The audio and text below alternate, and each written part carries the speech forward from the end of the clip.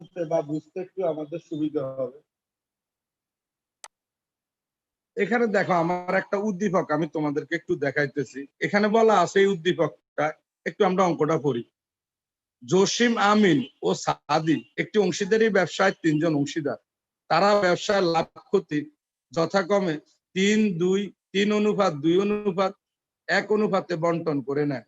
তাহলে একটা অনুপাত দেয়া থাকে, এই অনুপাতটা দ্বারা যে বন্টনযোগ্য মুনাফা হয়, যে বন্টনযোগ্য মুনাফাটা হয়, এই মুনাফাটা ভাগ করে দিতে হয় 3 জন অংশীদারের মধ্যে এই অনুপাতে। যদি অনুপাত দেয়া থাকে তাহলে এই অনুপাতে ভাগ করতে হবে, অনুপাত না দেওয়া থাকলে সমান অনুপাতে ভাগ করতে হবে। 2015 সালের 1 জানুয়ারি তারিখে জসিম 1 লাখ টাকা, আমিন 80 ও সাদি 60,000 টাকা মূলধন আনয়ন করে। তাহলে এখানে অংশীদারদের মূলধন দেয়া থাকে, আর এই মূলধনটা যায় অংশীদারদের মূলধন হিসাবে ক্রেডিট দিকে।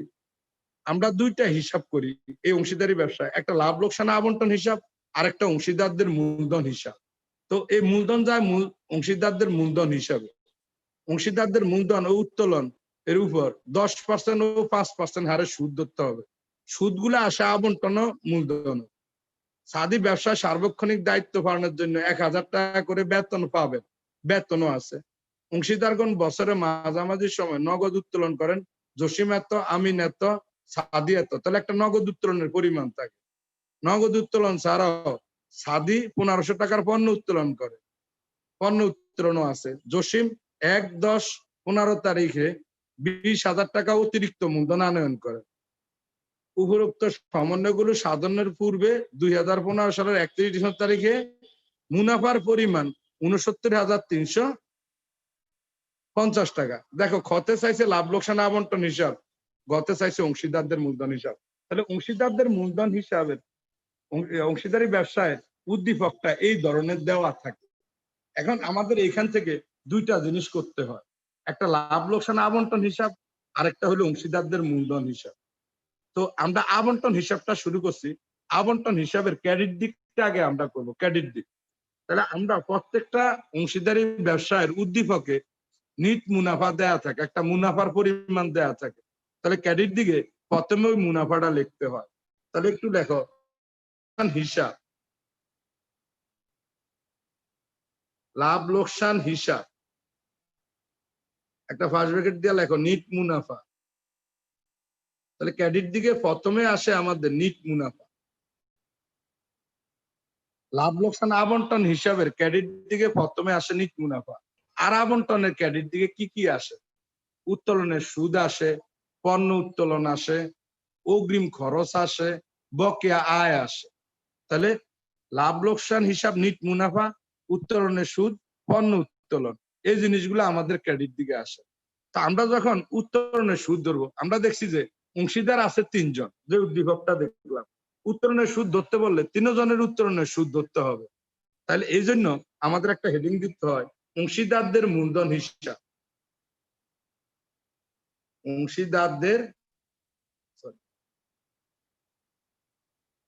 অংশীদারদের মূলধন হিসাব। নিচে ফার্স্ট ব্র্যাকেট দিয়ে লেখা হইলো উত্তোলনের সুদ। এই আমরা অংশীদারদের মূলধন হিসাব হেডিংটা দিতেছি, মানে এই উত্তোলনের সুদ আবার অংশীদারদের মূলধন হিসাবে যাবে। তো আমাদের অংশীদার হলো 3 জন, এ বি সি। তাহলে ধরো এর টাকা এর সামনে হবে, বি এর টাকা বি এর সামনে হবে, সি এর টাকা সি এর সামনে হবে। এই তিনটা যোগ করে 2 নাম্বার ঘরে বসাইতে হবে। তাহলে ক্রেডিট দিকে আসে কি কি আমাদের? নিট মুনাফা, উত্তোলনের সুদ, পণ্য উত্তোলন। এখন পণ্য উত্তোলন আমরা যে উদ্দীপকটা পড়লাম, এই উদ্দীপকে আমরা দেখছি পণ্য উত্তোলন পায় 1 জন। যদি 1 জন পায় তাহলে হেডিংটা হবে তার মূলধন হিসাব। ধরো বি পণ্য উত্তোলন করে, তাহলে আমরা হেডিং দিব বি এর মূলধন হিসাব। আর যদি 2 জন বা 3 জন পণ্য উত্তোলন করে, তখন হেডিং হবে অংশীদারদের মূলধন হিসাব। তাহলে আমরা এখন ধরে নিলাম ধরো বি পণ্য উত্তোলন করে 1 জন, তো 1 জন হলে হেডিং হবে কি? বি এর মূলধন হিসাব। নিচে ফার্স্ট ব্র্যাকেট দিয়ে আমাদের কি? পণ্য উত্তোলন।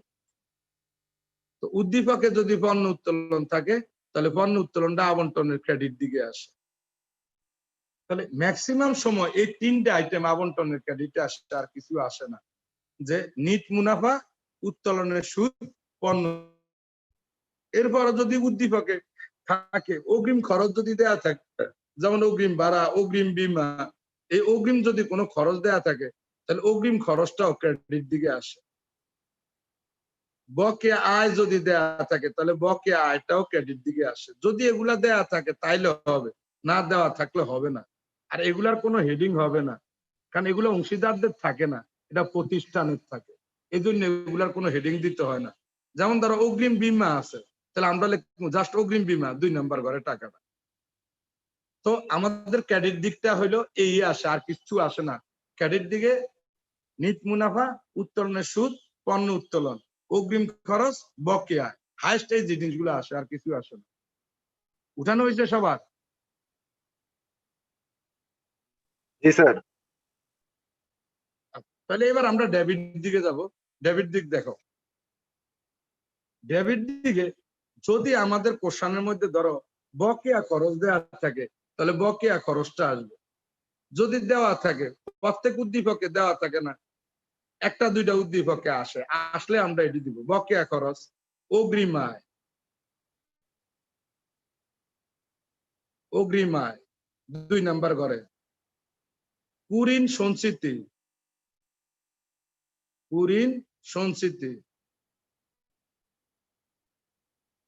সাধারণ সঞ্চিতি।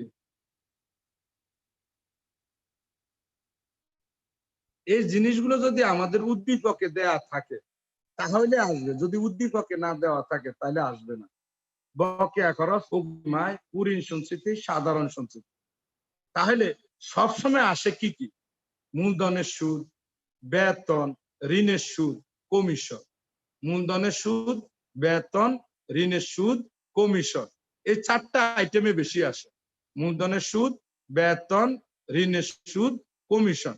তো এই মূলধন আমরা উদ্দীপকটা পড়ে দেখছি, একটা অংশীদারি ব্যবসা করলে যতজন অংশীদার থাকবে ততজনে মূলধন দিতে হবে। আর মূলধনের উপরে যখন আমাদের সুদ ধরতে বলে তাহলে 3 জনের মূলধনের উপরে আমাদের সুদ ধরতে হবে। তাহলে আমরা লিখি হেডিং অংশীদারদের মূলধন হিসাব, হেডিং দাও অংশীদারদের মূলধন হিসাব। নিচে ফার্স্ট ব্র্যাকেট দিয়ে লেখো মূলধনের সুদ। 3 জনের দাও, এ বি সি।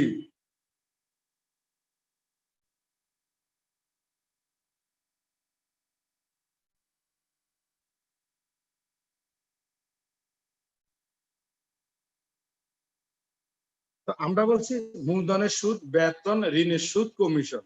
বেতন একজনেরও থাকতে পারে, বেতন 2 জনেরও থাকতে পারে, বেতন 3 জনেরও থাকতে পারে। আমরা পড়িয়া দেখুন কে বেতন পায়। ধরো আমরা এখানে ধরে নিলাম এখন 2 জন বেতন পায়, এ আর বি। আমরা হেডিং দিব অংশীদারদের মূলধন হিসাব, অংশীদারদের মূলধন হিসাব। নিচে ফার্স্ট ব্র্যাকেট দিয়ে বেতন। তাহলে বেতন ধরো আমাদের 2 জন পায়, তাহলে এ আর বি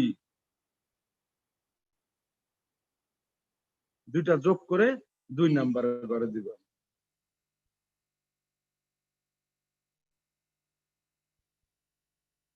এতটুকু পর্যন্ত সবার লেখা হয়েছে? জি স্যার, জি আমি স্যার। পরে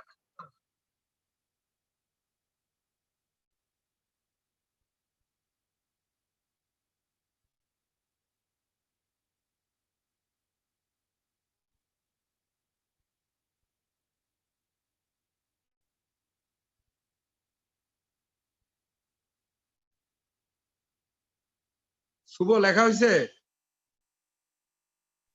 ইয়েস স্যার। তারপরে ফেসে গেলাম। জি স্যার।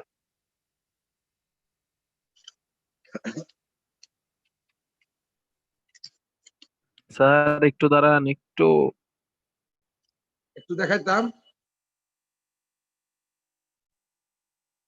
বলবি না আমি এতক্ষণ বলতেছি।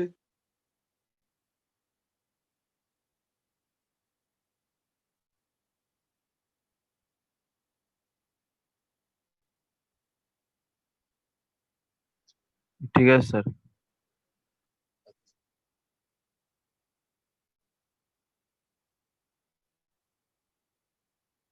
এখন আমরা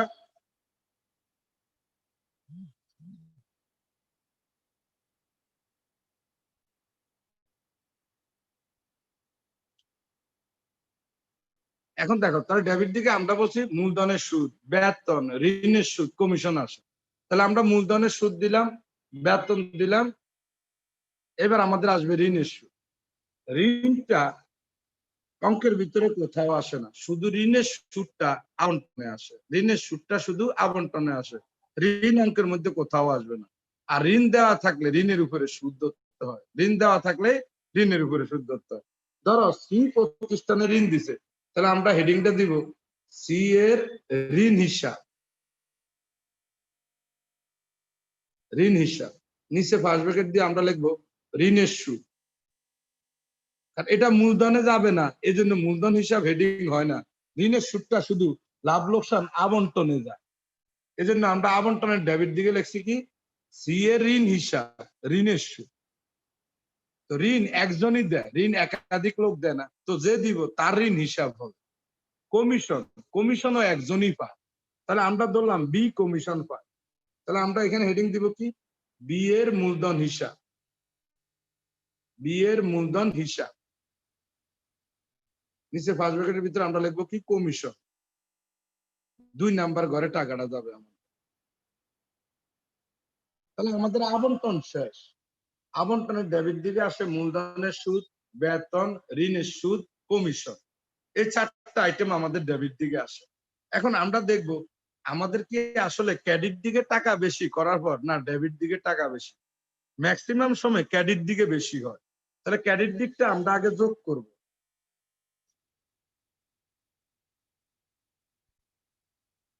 ক্রেডিট দিকটা আগে আমরা যোগ করে নিব, যোগফলটা বসাবো। ওই যোগফলটা আবার আমরা ডেবিট দিকে বসাবো। এই ডেবিট দিকের ক্রেডিট দিকের যোগফল থেকে ডেবিট দিকের গুলা সব বিয়োগ করব। বিয়োগ করলে ডিফারেন্সটা হয় বন্টনযোগ্য মুনাফা। যদি আমার ক্রেডিট দিকে বড় হয় আর ডেবিট দিকে ছোট হয়, তাহলে ডিফারেন্সটা হবে বন্টনযোগ্য মুনাফা। আর যদি আমার ডেবিট দিক বেশি হয়, ক্রেডিট দিক কম হয়, তাহলে ডিফারেন্সটা বলে বন্টনযোগ্য ক্ষতি। তাহলে এখানে হবে বন্টনযোগ্য মুনাফা। তাহলে হেডিংটা অংশীদারদের মূলধন হিসাব, অংশীদারদের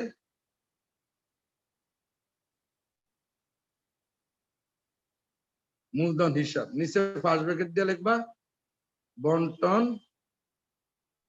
যোগ্য মুনাফা। 3 জন এ বি সি। ওই যে আমরা একটা অনুপাত দেখলাম যে অংশীদারগণ তাদের মুনাফা 3:2:1 অনুপাতে বন্টিত হবে। তো এই যে বন্টনযোগ্য মুনাফাটা আমাদের বের হবে, ওই মুনাফাটা ওই অনুপাত অনুযায়ী আমরা তাদের মধ্যে ভাগ করে দেব। যেমন ধরো যদি মুনাফা হয় আমাদের 60,000 টাকা, ধরো 60,000 টাকা মুনাফা হলো, তো আমার অনুপাত আমরা বলছি কি 3:2:1। তাহলে 3, 2, 5 আর 1 কত 6 অনুপাতের যোগফল। তাহলে প্রথম এ পাবে কিভাবে 6 দিয়া ভাগ দিমু, আর এর অংশ কত 3 দিয়া গুণ দিমু। আবার বি এর বেলা কি করব 60,000 গুণন 2/6। সি এর আমরা করব 60,000 গুণন 1/6। এইভাবে যে টাকাগুলা বের হবে এই টাকাগুলো আমরা 1 নাম্বার ঘরে দিয়ে এগুলা যোগ করে 2 নাম্বার ঘরে নিয়ে যাব। এখন এই লাভ লোকসান আবন্টন নিয়ে কারো কোনো প্রশ্ন আছে থাকলে করো। স্যার খাতাটা একটু ডানে নেবেন।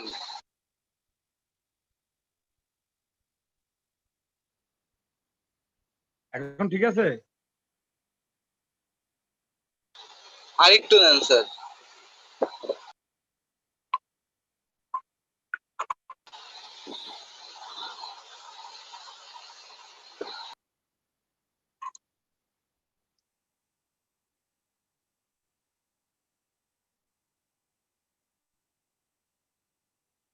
আবন্টন নিয়ে যদি কারো কোনো প্রশ্ন থাকে একটু করো।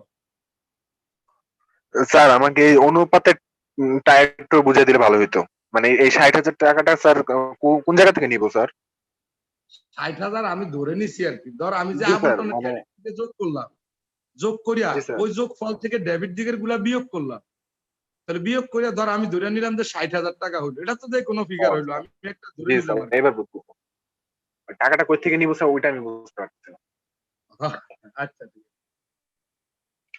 আর কারো কোনো প্রশ্ন থাকলে বলো।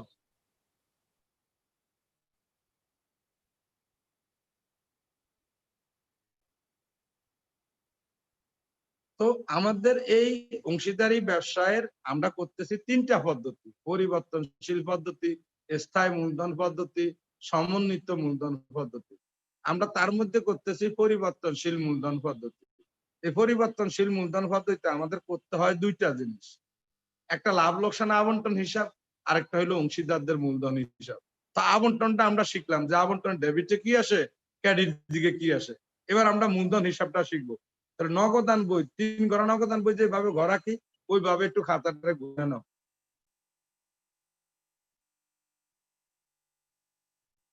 আমার এখানে ঘুরে নিলে তো আবার তোরা দেখবি না, ঝামেলা করে যাবো। তাছাড়া আমি সোজাসুজি আর কি।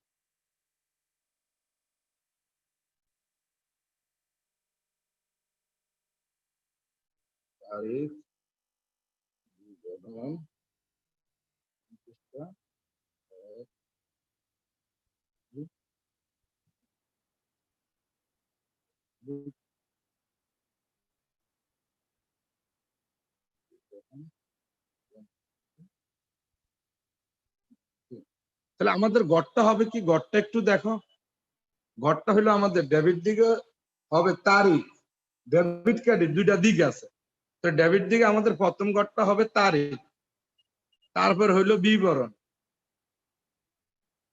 তারপর হইলো আমাদের খতিয়ান পৃষ্ঠা বা সূত্র দিতে পারো। আর 3টা টাকার গড় এ, বি, সি। আবার ক্রেডিট দিকেও সেম, তারিখ, বিবরণ, খতিয়ান পৃষ্ঠা বা সূত্র এ, বি, সি। ঘরের উপরে লিখবা অংশীদারদের মূলধন হিসাব, অংশীদারদের মূলধন হিসাব।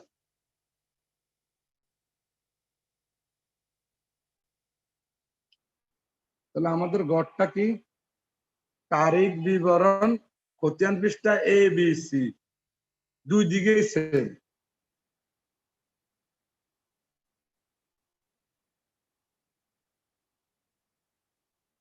তো আমরা আগে ক্রেডিট দিকটা দিয়ে শুরু করবো, একটু ক্রেডিট দিক।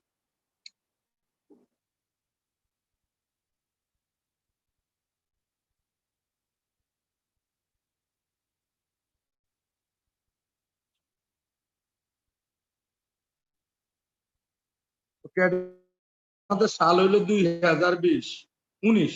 প্রথম আমরা দিলাম 2019 জানু 1। এখন প্রথমে দেখবি আমাদের মূলধন দেওয়া থাকে, যেমন ওই অঙ্কে আমরা পড়ছিলাম আগে যে একটা উদ্দীপক দেখাইছি যে 1 জানুয়ারি তারিখে জসিম 1 লাখ টাকা, আমিন 80,000 টাকা, সাদি 60,000 টাকা মূলধন আনয়ন করে। যদি মূলধন আনয়ন করেন হয় তাহলে হবে নগদান হিসাব। আর যদি বলে তাদের মূলধন ছিল এর এত টাকা, বি এর এত টাকা, সি এর এত টাকা, মূলধন ছিল, মূলধনের উদ্বৃত্ত ছিল, যদি এই নামে থাকে তখন আমরা লিখবো ব্যালেন্স বিডি। তাহলে ক্রেডিট দিকে মূলধনটা ক্রেডিট দিকে আসবে, ব্যালেন্স বিডি। এর টাকা এর ঘরে, বি এর টাকা বি এর ঘরে, সি এর মূলধন সি এর ঘরে। তাহলে প্রথমে ব্যালেন্স বিডি নামে আসবে মূলধনটা। কি আসবে? মূলধন। একটু লিখে রাখো, পরে মনে থাকবে। মূলধনটা ব্যালেন্স বিডি নামে আসবে। এরপরে আসে হইলো ক্রেডিট দিকে অতিরিক্ত মূলধন। ধরো বলা আছে এ 1 জুলাই তারিখে, 1 জুলাই তারিখে ব্যবসায় অতিরিক্ত মূলধন দেয় 10,000 টাকা। তখন এই অতিরিক্ত মূলধনটা নগদান হিসাব নামে আসবে। এ দিলে এর ঘরে হবে, বি দিলে বি এর ঘরে হবে, যে দেয় তার ঘরে হবে। তাহলে অতিরিক্ত মূলধন যদি আমাদের উদ্দীপকে দেওয়া থাকে তাহলে এটা আমরা নগদান হিসাব নামে লিখবো। অতিরিক্ত মূলধন একটু লেখা রাখো, তাহলে মনে থাকবে, এটা পরীক্ষার হলে লেখা রাখবে না। তাহলে অতিরিক্ত মূলধন থাকলে নগদান হিসাব নামে আসবে, আর মূলধনটা নামে আসবে। এরপর আমরা দিব ডিসেম্বর 31 তারিখ লাভ লোকসান আবন্টন হিসাব। লাভ লোকসান আবন্টন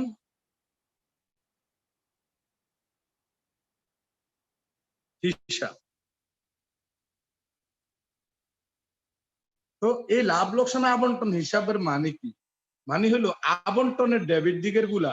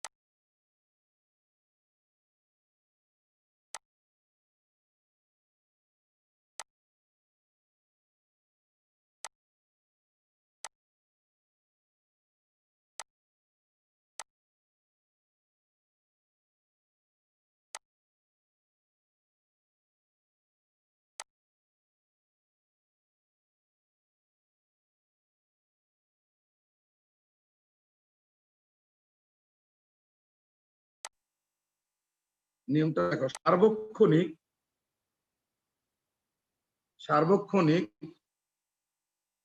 দায়িত্ব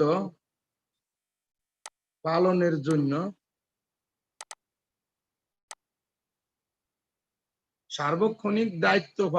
জন্য ব্যবসা হতে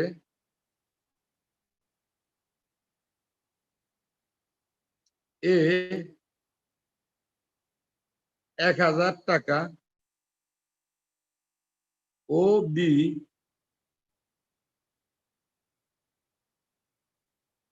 500 টাকা প্রতি মাসে বেতন পাবে।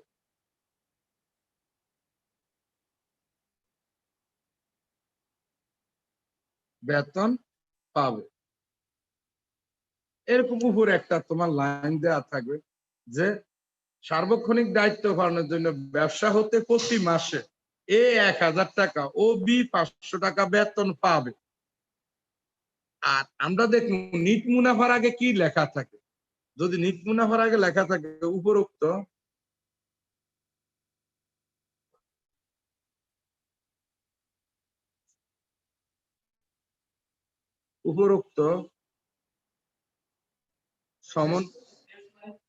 সমন্বয়গুলো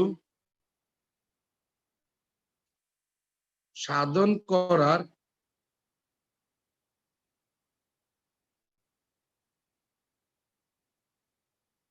পূর্বে ব্যবসায়ের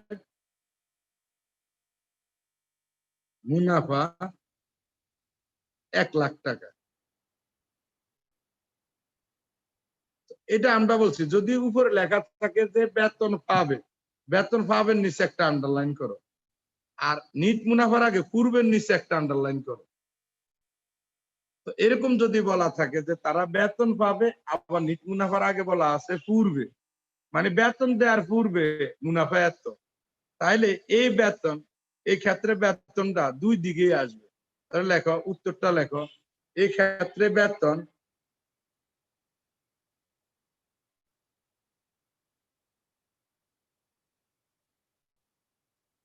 লাভ লোকসান আবন্টন হিসাবে ডেবিট দিকে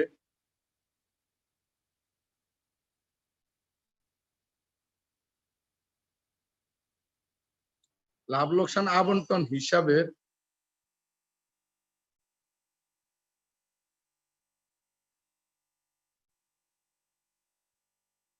ডেবিট দিকে ও অংশীদারদের মূলধন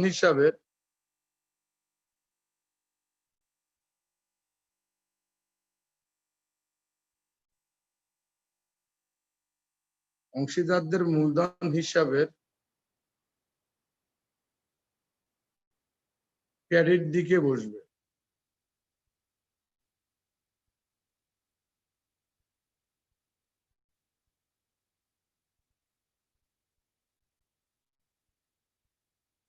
তাহলে আমাদের কি এখানে এই ক্ষেত্রে বেতন লাভ লোকসান আবন্টন হিসাবে ডেবিট দিকে ও অংশীদারদের মূলধন হিসাবের ক্রেডিট দিকে বসবে।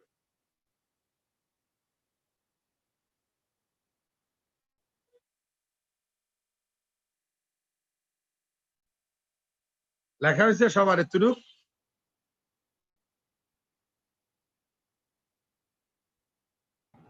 জি স্যার। সাইন ভালো আছো? জি স্যার ভালো আছি, আপনি কেমন আছেন? এই তো আলহামদুলিল্লাহ।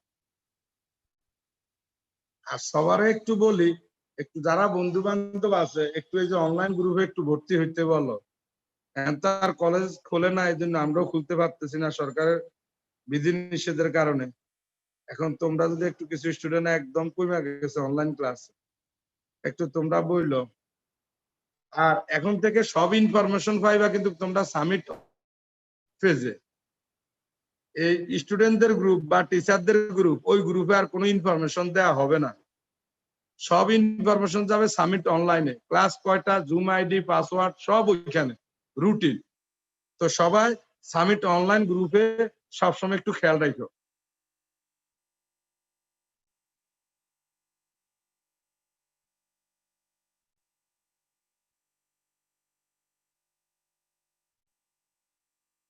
মাইশা জি স্যার। লেখা হয়েছে? স্যার আমি নিচে লাস্টেরটা কিছু বুঝতেছি না, লেখা ক্লিয়ার বোঝা যাচ্ছে না, আমি পরে লিখে নিব। সবই বোঝা দেখো যায়। সবাই দেখো, আর কোনো সমস্যা হয় দেখতে? মেবি আমার নেটওয়ার্ক প্রবলেম, আপনি পেজ উল্টা ও সমস্যা নাই, পরে লিখে নিব। শুভ লেখা হয়েছে রে? জি স্যার হয়েছে। তো এটা গেল আমাদের বেতনের 1 নাম্বার নিয়ম। এবার বেতনের আমরা 2 নাম্বার নিয়মটা শিখা আজকে 2 নাম্বার পর্যন্ত থাকবো আমরা। এর পরের দিন বাকিগুলা, বেতনের বাকিগুলা, তারপর ঋণের সুদ, উত্তোলনের সুদ, কমিশন নিয়মগুলা আমরা শিখবো। স্যার হ্যাঁ বল। এটা কোন অধ্যায় স্যার? এটা হলো দ্বিতীয় অধ্যায়, দ্বিতীয় পত্রের দ্বিতীয় অধ্যায়, 2 নাম্বার অধ্যায়, জি স্যার। অংশীদারি ব্যবসা। তাহলে এখন দেখো 2 নাম্বার নিয়ম, 2 নাম্বার নিয়ম ঠিকই লেখা থাকবে, সার্বক্ষণিক লেখো, সার্বক্ষণিক দায়িত্ব পালনের জন্য ব্যবসা হতে প্রতি মাসে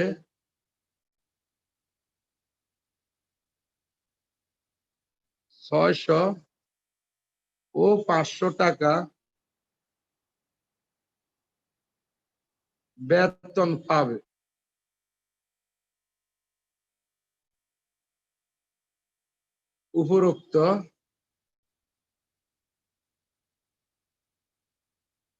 উপরোক্ত সমন্বয়গুলো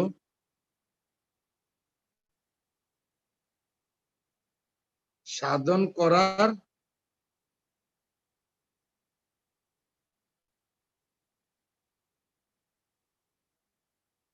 পর বা ডেবিট করার পর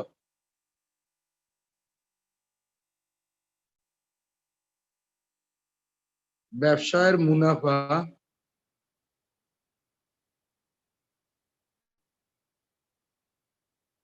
80,000 টাকা।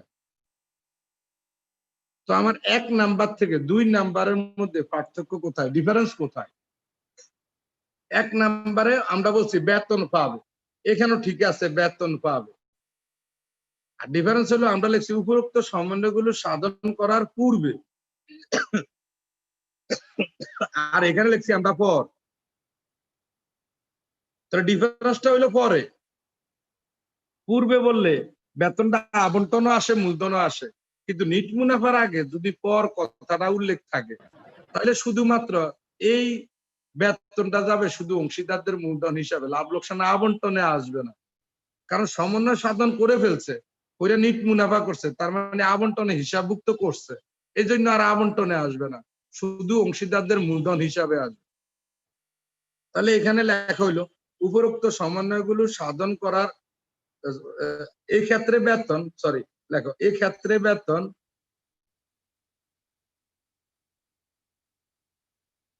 অংশীদারদের মূলধন হিসাবে, অংশীদারদের মূলধন হিসাবে স্যার পরে থাকলে শুধু অংশীদারের শুধু মূলধন মূলধন হিসাবে হিসাবে আসবে, আর পূর্বে থাকলে দুটাতে। আবন্টনও আসবে, মূলধন হিসাবেও আসবে।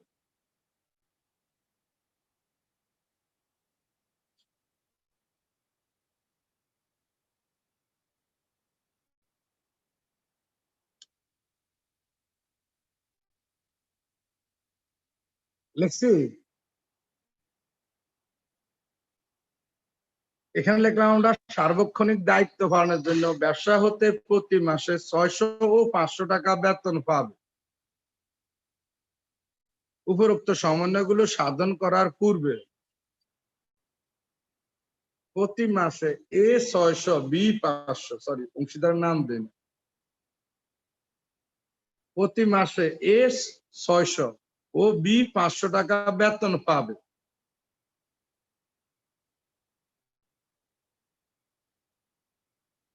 আর যদি নিট মুনাফার আগে পর থাকে তাহলে বেতনটা অংশীদারদের মূলধন হিসাবের ক্রেডিট দিকে বসবে।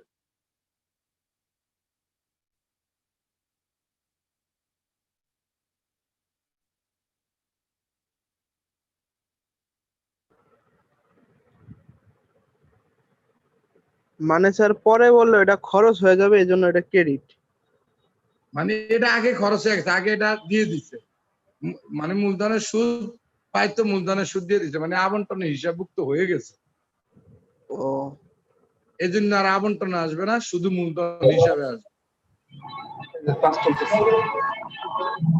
এখন তুমি ক্লাসে আছো কথা বলতে গেছে কিরে, এবং তুমি জানিসের সাথে কথা বলে যাবে না 2 মিনিট 2 মিনিট 2 মিনিট বসতে বলেন।